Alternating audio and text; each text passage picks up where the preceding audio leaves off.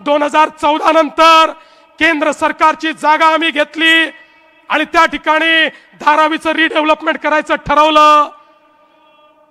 पहिलं टेंडर आम्ही दुसऱ्या विकासकाला दिलं होतं, सगळ्या प्रक्रिया पूर्ण केल्या होत्या, त्या प्रक्रिया पूर्ण करून टेंडर गेलं होतं।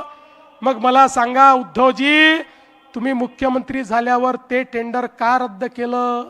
तुम्हाला कोणाला टेंडर द्यायचं होतं म्हणून ते रद्द केलं? आता मी विचारू का की तुम्हालाच अडाणींना टेंडर द्यायचं होतं म्हणून तुम्ही ते टेंडर रद्द केलं? आणि म्हणून आम्ही पुन्हा सरकारमध्ये आलो त्यावेळेस लक्षात आलं यांनी अशा अटी शर्ती केल्या होत्या की या धारावीच्या रिडेव्हलपमेंट सोबत मुंबईवर टीडीआरची मोनोपोली झाली असती। आम्ही सांगितलं चालणार नाही। शिंदेजी आणि मी होतो, आम्ही त्या टीडीआरचं कॅपिंग केलं।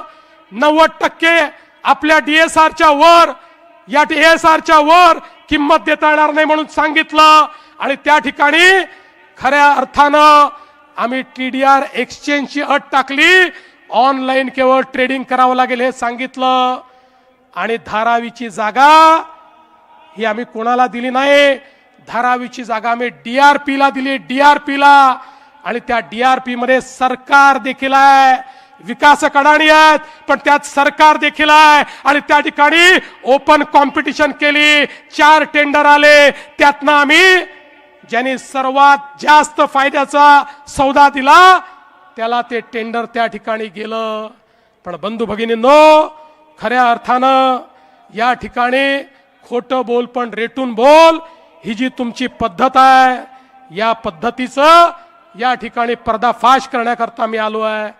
अरे बाबा, या सगळे जे प्रोजेक्ट आहेत, ज्या सगळ्या प्रोजेक्टचं तुम्ही बारसं करून राहिले, मी तर सांगितलं शेजारच्याचं पोरगं मांडीवर बसवता आणि आमचं पोरग आहे सांगता। अरे या मुंबईला माहिती आहे, ये पब्लिक है, ये सब जानती है, कोणी केलाय मुंबई करता हे माहिती आहे। तुम्हाला दाखवण्याकरता एक देखील विषय या ठिकाणी या 25 वर्षात करता आला नाही। पण विकासावर बोलायचं असेल तर मर्द व्हावं लागतं। आता कोणामध्ये मर्दानगी आहे की नाही हे बोलणारा मी नाही आहे, माझे ते संस्कार देखील नाही आहे। पण माझ्या आई वडिलांपर्यंत तुम्ही पोहोचलात, माझ्या आई वडिलांवर तुम्ही बोललात, अरे शरम वाटली पाहिजे। मला एका गोष्टीचा अभिमान आहे, मी त्या बापाचा पोरगा जो राष्ट्रीय स्वयंसेवक संघाचा प्रचारक होता, मी त्या बापाचा पोरगा ज्या बापानं इमर्जन्सी मध्ये 2 वर्ष जेलमध्ये काढले, मी त्या बापाचा पोरगा ज्याने आपलं जीवन संघर्षात घालवलं, कधी संपत्ती कमवली नाही। आणि मी तुम्हाला सांगू, अरे आज माझा बाप ज्यावेळी स्वर्गातनं मला पाहत असेल त्यावेळी त्यालाही हा आनंद होत असेल की माझं हिंदुत्व माझ्या मुलांनी या ठिकाणी चालवलं। पण तुमचे पिताश्री हिंदुहृदय सम्राट शिवसेना प्रमुख बाळासाहेब ठाकरे जेव्हा स्वर्गातनं पाहत असतील त्यावेळी त्यांना काय वाटत असेल? आता माझा मुलगा रशीद मामू सोबत बसायला लागला हे पाहिल्यानंतर त्यांना काय वाटत असेल? आणि म्हणून मी तुम्हाला एकच गोष्ट सांगतो, तुम्ही किती खोटं बोला तरी या जनतेचा तुमच्यावर विश्वास नाही। आता अडाणींच्या गुंतवणुकीबद्दल यांनी सांगितलं, खरं म्हणजे मला कधी कधी आश्चर्य वाटतं की गुंतवणूकदारांना लोक अट्रॅक्ट करतायत। बरं जाऊ द्या महाराष्ट्राचं, राहुल गांधी तर विरोधात आहेत ना अडाणींच्या, रोज बोलतात ना अडाणींवर। त्यांच्या शासित राज्यांमधली काय स्थिती आहे? लावता का रे बाबा फोटो? लावा फोटो। हे कोण आहेत? हे अशोक गहलोत आहेत। राजस्थानमध्ये मुख्यमंत्री असताना अडाणींना बोलून 66,000 कोटी रुपयाची गुंतवणूक घेतली। दुसरा लावा, दुसऱ्याचा फोटो आला नाही पण मी सांगून देतो, छत्तीसगड भूपेश बघेल, हे भूपेश बघेल नाही ते पुढचे आहेत, थांबा इथे, भूपेश बघेल 55,000 कोटी रुपयाची गुंतवणूक घेतली। हे कर्नाटकचे काँग्रेसचे सिद्धरामय्याजी हे राजेश अडाणींसोबत या ठिकाणी बसले आहेत। डी के शिवकुमार साहेब त्यांचे उपमुख्यमंत्री तेही बसले आहेत। 25,000 कोटी रुपयाची अडाणींची गुंतवणूक त्या ठिकाणी झाली. चला पुढे झारखंडला जाऊ. आता हे झारखंड मुक्ती मोर्चाचे हेमंत सोरेन 25,000 कोटी रुपयाची अडाणींची गुंतवणूक त्या ठिकाणी झाली. आता आपल्या दिदींकडे जाऊ. नाही, त्याच्या आधी आपले हे आले. आता कुठले आले आपले? रेवंत रेड्डी हे आपले तेलंगणाचे. त्यांची किती गुंतवणूक आहे जरा बघू द्या. तेलंगणाची देखील 25,000 कोटी रुपयाची गुंतवणूक या ठिकाणी तेलंगणाची. आपल्या दिदी किती शिव्या रोज देतात मोदीजींना. रोज मोदीजींना शिव्या देणाऱ्या दिदी, रोज भाजपवर बोलणाऱ्या दिदी यांनी पण अडाणींना बोलवलं. काय सुंदर फोटो आहे बघा.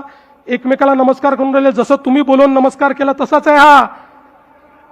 यांनी देखील या ठिकाणी 8,000 कोटीची गुंतवणूक घेतली. केरळ, अरे ज्या ठिकाणी कम्युनिस्ट काँग्रेस, ज्या ठिकाणी भगव्याला शिरू पण देत नाहीत, हे केरळचे मुख्यमंत्री पिनराई विजयन, डाव्यांचं सरकार 13,000 कोटीची गुंतवणूक अडाणीला बोलवून घेतली. ओडिशा, हे माजी मुख्यमंत्री, हे पण भाजपचे नाहीत, एनडीएतही नाहीत, 29,000 कोटी रुपयाची गुंतवणूक घेतली. आंध्र प्रदेशचे जुने मुख्यमंत्री, हेही एनडीएत नाही, यांना आपण पराभूत केलं. जगनमोहन रेड्डीजी 35,000 कोटी रुपयाची गुंतवणूक घेतली. आणि तामिळनाडू, अरे कुठे गेला तामिळनाडूमध्ये त्या ठिकाणी मुख्यमंत्री स्टॅलिन साहेबांनी 15,500 कोटी रुपयाची गुंतवणूक घेतली. आणि आता पंजाबला जाऊया. पंजाबमध्ये देखील या ठिकाणी पंजाबच्या मुख्यमंत्र्यांनी 4,500 कोटी रुपयाची गुंतवणूक या ठिकाणी घेतली. आता मला सांगा, हे सगळे वेडे आहेत? अरे बाबा, आपण कुठल्या जमान्यात आहोत? हा जमाना असा आहे, तुम्ही जर उद्योजकाला नाकारलं, तुम्ही जर गुंतवणूक नाकारली, तर गुंतवणूकदार दुसरीकडे जायला तयार आहे. आणि मग गुंतवणूकदार जर आला नाही, तर या ठिकाणी आमच्या मुलांच्या हाताला काम कसं मिळेल? तुमचं बरं आहे, केवळ भाषण करायचे आणि मराठी माणसाला काय द्यायचं? नोकऱ्या तर सोडाच, शिव वडापावची गाडी त्या ठिकाणी द्यायची. वडापावच्या व्यतिरिक्त मराठी माणसाकरता तुम्ही स्वप्न पाहिलं नाही. पण आमचं स्वप्न आहे, या मराठी माणसा